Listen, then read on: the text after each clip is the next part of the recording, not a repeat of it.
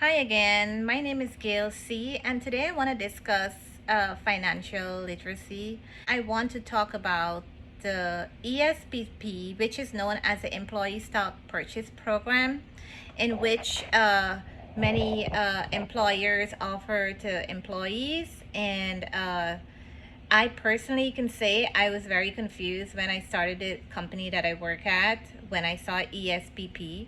And so I asked people and that I know, and they were not aware. So I did my research, and this was a little over 10 years now. And I learned a lot about it, and then I got enrolled with it. So what I learned was that the company offers their share price, because they are publicly traded company on the stock market, and they offer their stock price to employees at a discount, for example at a 30% discount. So the share price, you know was 30% of, let's say their price at the time was 100, let's just say, for example. And so I got it for 30% less. So what I did was I signed up. I had to, submit all of the information that was needed on their format, and then that money would come out of my paycheck on a bi-weekly basis. And so what I also noticed was that the company actually allows you to use a percentage to make that purchase. For example, they only allow you between 1 to 10% with taken out of your paycheck on a biweekly basis. So what I did was I allowed like 5% at first to see how it goes, and so because I was still learning about it. Anyways, as time went on, I saw that it was actually a benefit of participating in the stock purchase program with my job. So what I learned was I needed to increase percentage to 10%, because then I was able to purchase even more shares when it was time for the opening for enrolling into the stock purchase program, which was a quarterly basis.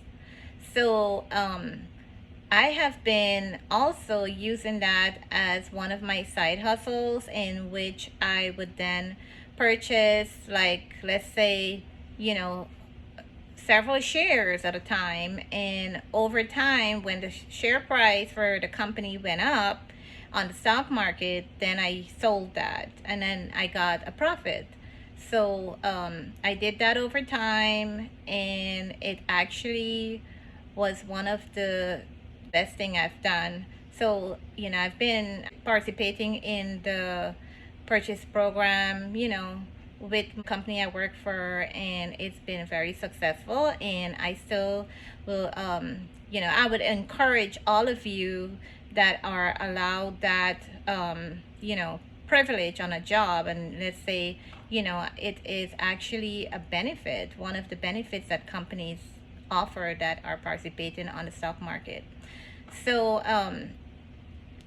one of the other things is that when you purchase a stock and over time and you sell it, at the end of the year, they generate, like, for you to file taxes. As long as you sold it, you'd have to now file taxes for the money that you withdrew.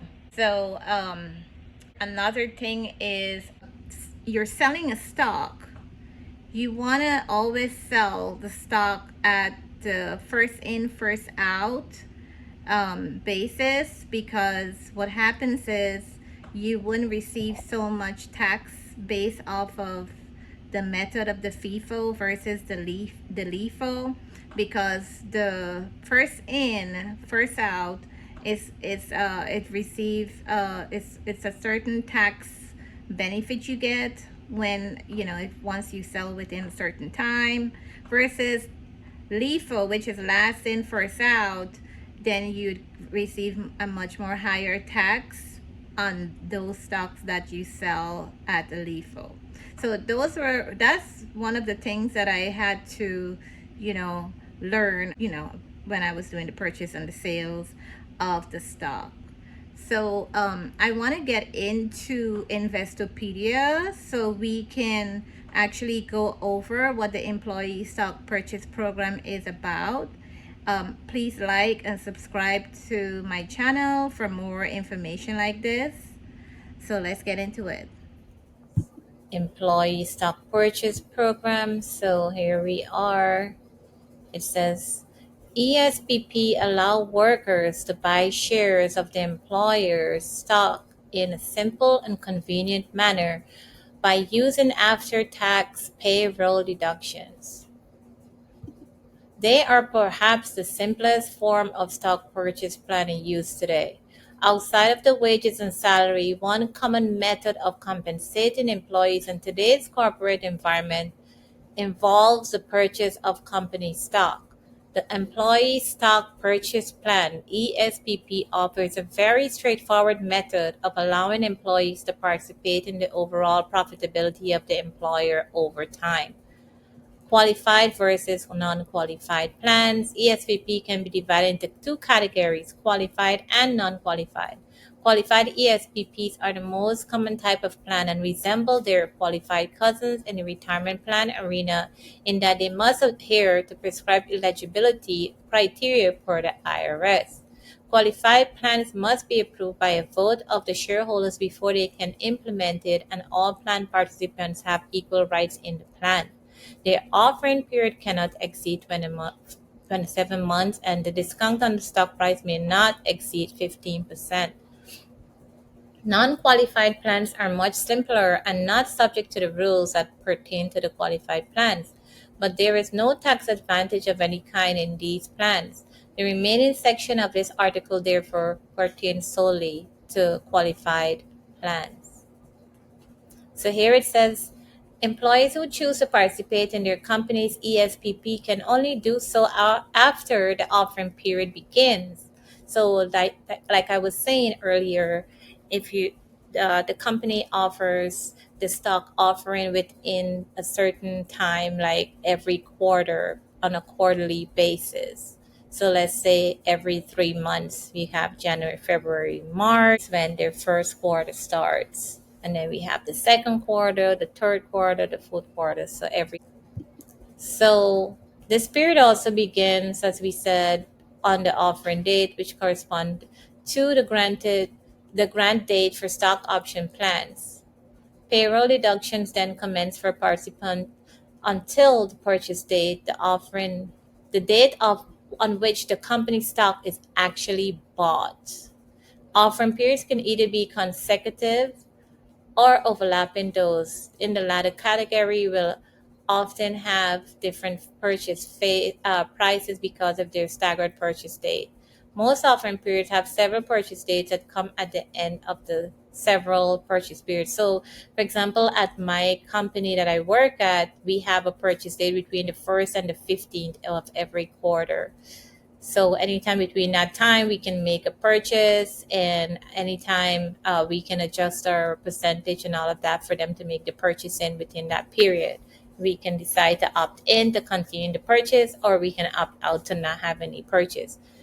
So in this case, therefore, if the offering period were to begin January 1st, then the first purchase would last for 6 months and end July 1st, and the second purchase period would end December 31st. With this pattern continue for the next 2 years. So employees must apply to enroll in the plan at the next available offering date. On the application, they will state the amount they wish to contribute to the plan, which is usually limited to about 10% of their take home pay. So, like I was saying earlier, you have between 1% to 10%. So, that allows you to determine if you want how much percentage you want, but it goes up to the maximum of 10% of your pay. Contributions are also limited to 25,000 per the calendar year by the IRS, regardless of any restrictions imposed by the employer. After each pay period, the employee deferrals are placed in separate accounts until the purchase date. The stock is then held in separate accounts for each employee by a transfer agent or brokerage firm until they sell their shares and collect the proceeds. So that's until the employees decide to sell their shares and collect their profits. Okay? So hopefully you're only selling when there is a profit and not a loss. Potential gain. Many ESPPs allow their employees to purchase their stock at a 10 to 15% discount from its market value, thus providing them with an instant capital gain when they sell. Furthermore, many plans also have a look back provision that allows a plan to use the closing company share price of either the offering date or the purchase date, whichever is lower. This can have an enormous impact on the amount of gain that participants realize. So you see that there can be an enormous impact on the amount of gain. So you can gain a lot based off of when the purchase price. Employers can set their own policy about allowing employees their funds from the plan between purchase date or change their contribution levels. Qualified ESPPs prohibit any person who owns more than 5% of the stock in the company from participating in the plan, and the plan is allowed to disallow certain categories of employees from plan participation as well, such as anyone who has worked for the company for less than 1 year. All employees must be made unconditionally eligible for the plan. The rules that govern this is on the tax treatment. The rules that govern the taxation of proceeds from the ESPP can be quite complex in some cases, and only a simplified version of them is covered here. In general, the tax treatment of the sales of the ESPP stock is governed by four factors: the length of time the stock is held, the price that stock is actually purchased at, factoring in the discount, the closing price of the stock on the offering date, the closing price of the stock on the purchase date. ESPPs use holding periods that closely resemble those of the stock option plans. For qualified ESPP, the stock that is not sold until at least a year after the purchase date and 2 years after the offering date will receive favorable tax treatment. See that? So it has to be held at least a year after the purchase date and 2 years after the offering date before you have some kind of, right here it says, before you kind of have some favorable tax treatment. Okay? Stock sales that meet these criteria are known as qualifying disposition, while those that don't meet these criteria are labeled as disqualifying disposition. So you'll have more favor in the taxes. You'll have less tax when you hold the stock longer versus if you have the stock a shorter time, you have to pay more taxes. This is what that means. Qualifying dispositions.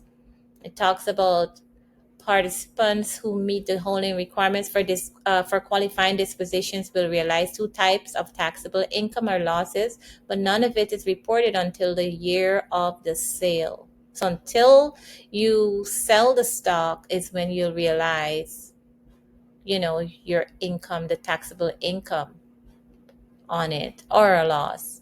The amount of discount allotted in the plan, such as 15%, is reported as ordinary income. The remainder is classified as long-term capital gain. So disqualifying disposition counts as a great deal more of the sale proceeds as ordinary income. The seller must count the difference between the closing price of the stock as of the purchase date and the discounted purchase price as ordinary income. This is an extremely brief summation of the tax rules pertaining to ESPPs. The mechanics of how these work can be fairly technical in many instances, and participants should not hesitate to consult a tax professional to advise on this topic. So there's a lot of advantages and disadvantages. However, let's look and see here.